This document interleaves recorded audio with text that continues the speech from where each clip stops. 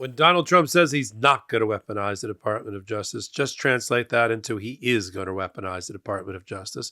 And he's already announced as much in the same breath of him naming Pam Bondi, the Attorney General or former Attorney General for Florida, as his new Attorney General.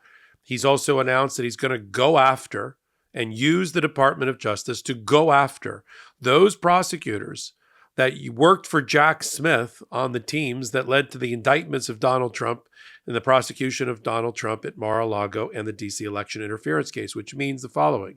He is going to use the Department of Justice and the FBI under his firm control, headed by these meat puppets of whoever he finally picks for the FBI director, combined with Pam Bondi, to go after career prosecutors who have worked in the Department of Justice for 10, 15, 20 years, who, as Merrick Garland has recently said at a tearful goodbye, is the Department of Justice, is the institutional memory, is the legacy, is the reputation of the Department of Justice. The top comes and goes. Attorney generals stay 2, 3, 4, 5 years at most. FBI directors have a term. But day in and day out, justice is done and meted out by career line prosecutors in Main Justice, in the Department of Justice, in the offices of the U.S. attorneys around the country in each district of the federal courts where there is a U.S. attorney. And the way that we can try to stop, and the way that Donald Trump knows he'll be stopped, is if these career prosecutors and investigators stay in their jobs, don't resign. It's easy to resign. It's easy to say, I'm not working for that guy. I'm not working for Pam Bondi. I'm not working for Donald Trump. I'm not doing his bidding. Unless when you get up in the morning, you say, I need to be here. I need to be a firewall against Donald Trump's worst instincts and those that I'm ordered to do by Pam Bondi, and try to shape a better result. Now, of course, if you're ordered to do it under threat of you're going to lose your job, then you quit. I get that. But until then, I really want the long-time tenured Department of Justice people to stay in, but not Donald Trump. He's already threatened that he's going to turn the FBI and the Department of Justice on its own.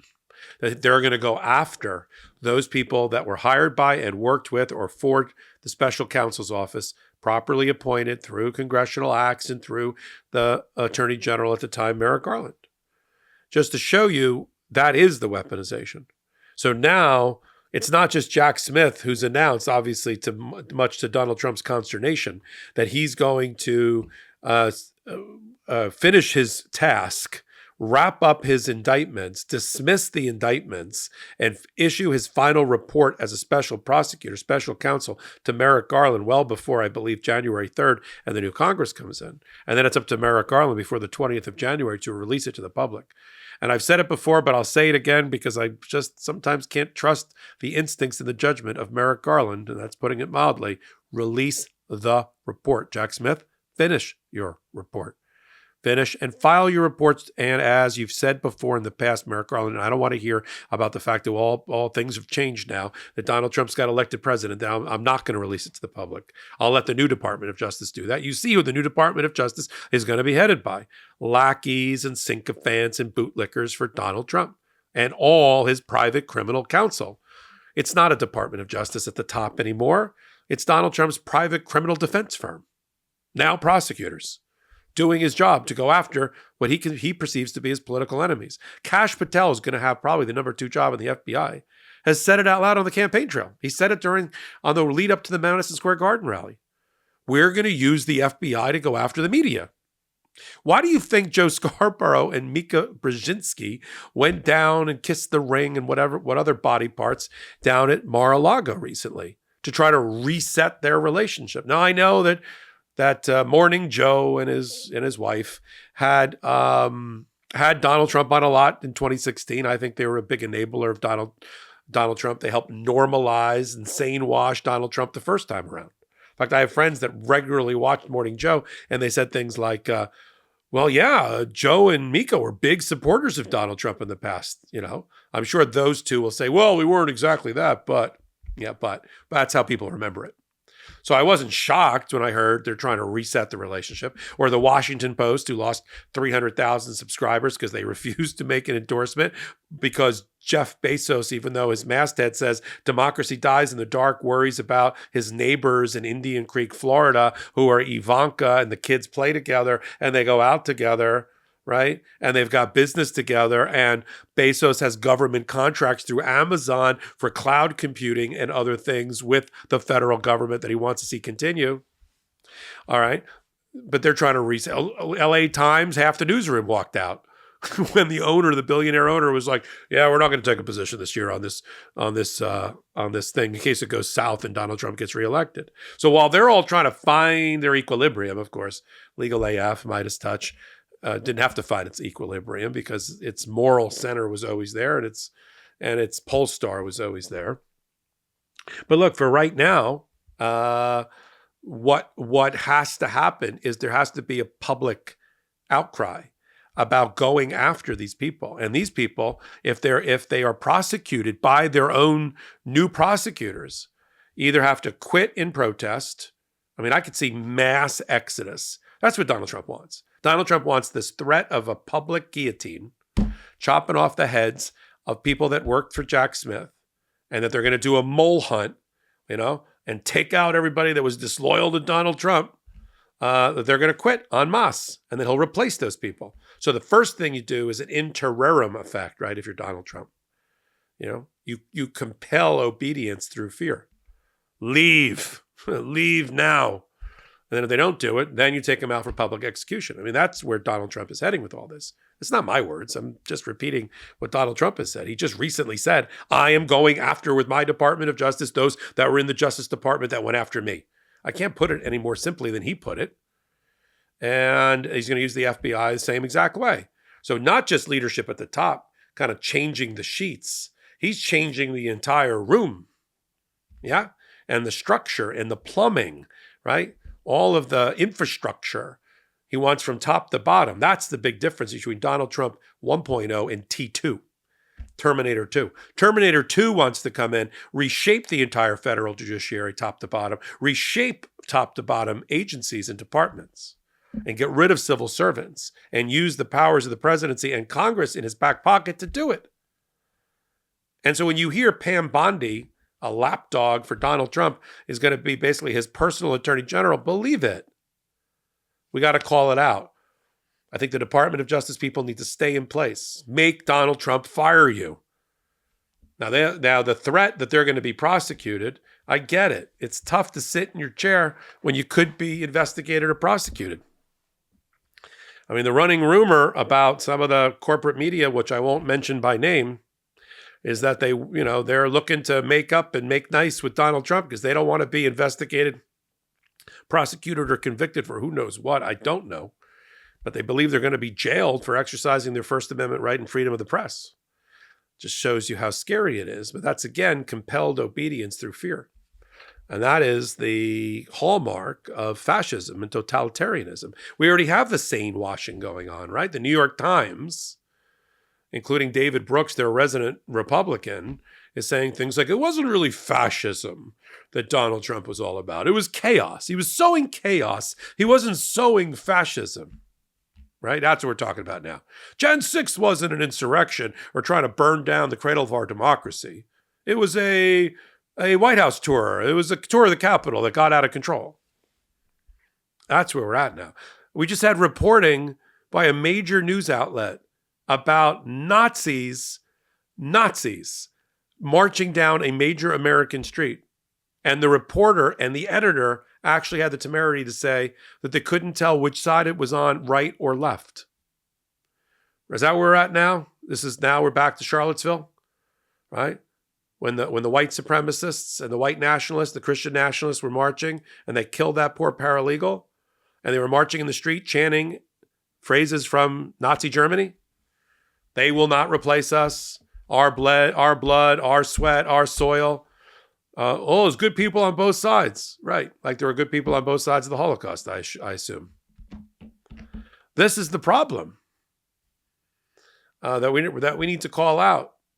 So I'm of two minds. I mean, I'm not sure what exactly I would do. It'd be a profile in courage. What would you do in the moment where you, as a prosecutor in the Department of Justice, are being prosecuted, right? The hunter being hunted by the all-powerful, most powerful person in the free world, at least for those 4-year period. It takes a lot of courage to stand in there and say, no, I took an oath to the Constitution and to the Department of Justice, and I'm going to stay here and do my job. And if you don't like it, you can fire me or try to. I have rights. I have due process rights. There are courts. I mean, let's be frank, the courts around Washington are pro-democracy by and large. The federal courts in the District of Columbia lean to the left, to the center and to the left.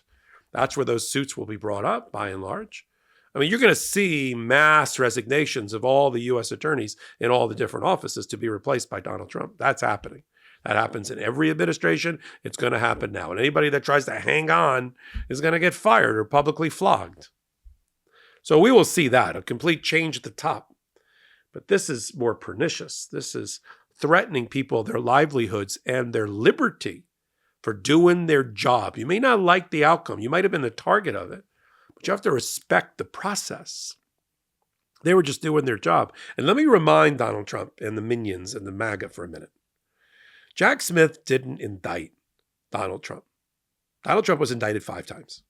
Georgia, New York, twice in Mar-a-Lago, and the DC election interference case. Grand juries indicted Donald Trump, right? Grand jurors. 22 in number, the vast majority of them voting against Donald Trump and voting for his indictment.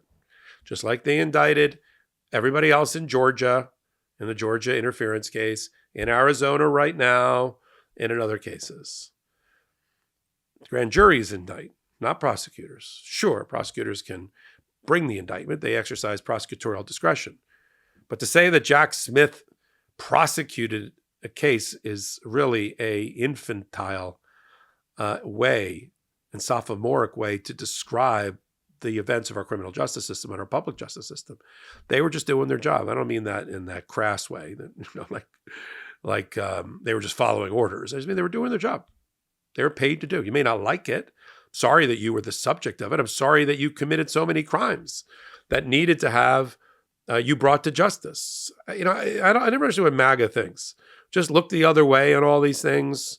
What kind of country would we live in if we just looked the other way and let abuses of power happen and the cling to power and the try to overturn the peaceful transfer of power? I mean, I know there's a lot of talk right now about why aren't the Democrats doing what the Republicans did and challenge the outcome of the election? First of all, did that work? Okay. Didn't we have a President Biden for 4 years? Did any of that work? And nobody worked harder to try to prove fraud and almost burned down the Capitol to prove it than Donald Trump and MAGA. That didn't work. Do we like that outcome?